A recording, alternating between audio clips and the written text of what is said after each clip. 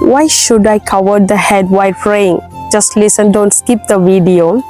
ஏன் நான் முக்காடு போடணும் அப்படிங்கிறத இந்த வேதாகமத்துல ஒரு சின்ன வசனத்தை குறிப்பிடுறேன்.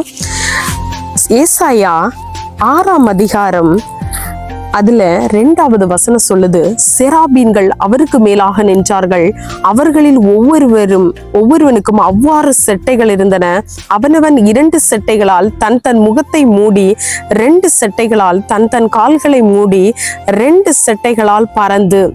இந்த செராபீன்களை பாருங்க, 6 செட்டைகள் இருந்துச்சான். 2 செட்டைகளை அவங்க முகத்தை மூடுறாங்க, 2 செட்டைகளால காலை மூடுறாங்க, 2 செட்டைகளால அவங்க பறந்து சேனைகளின் கர்த்தர் பரிசுத்தர்னு சொல்றாங்க.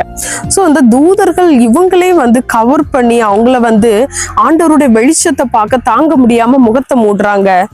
அது மாதிரி நம்ம ஏன் ஜெபம் பண்ணும்போது பெண்களாகிய நாம் ஏன் முக்காடு போட்டு ஜெபிக்கிறது இல்லை? இன்னைக்கு நிறைய சபைகள்ல வாலிப பிள்ளைங்களாகட்டும் இல்ல ஒரு சில வயதானவருக்கு கூட இப்போ முக்காடு போடுறது இல்ல. ஏன்னா இன்னைக்குள்ள உபதேசங்கள் மாறிக்கொண்டிருக்கு இந்த கடைசி காலத்துல. அதுக்கும் வசனம் இருக்கு.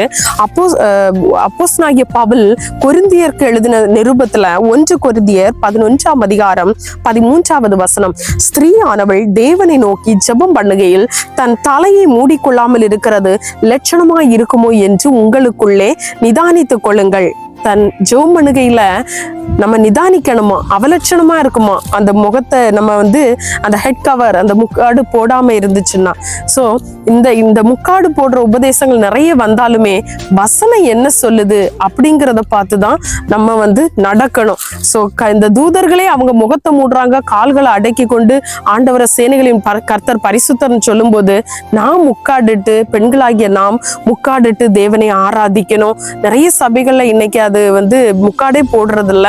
ஸோ இந்த வசனம் இந்த மெசேஜ் உங்களுக்கு யூஸ்ஃபுல்லா இருந்துச்சுன்னா, முக்காடு போடாம இருக்கீங்கன்னா இனிமேலாச்சும் முக்காடு போட்டுட்டு நம்ம தேவனை ஆராதிக்கலாம். இது உங்களுக்கு பிரயோஜனமா இருக்கும். ஆமென்.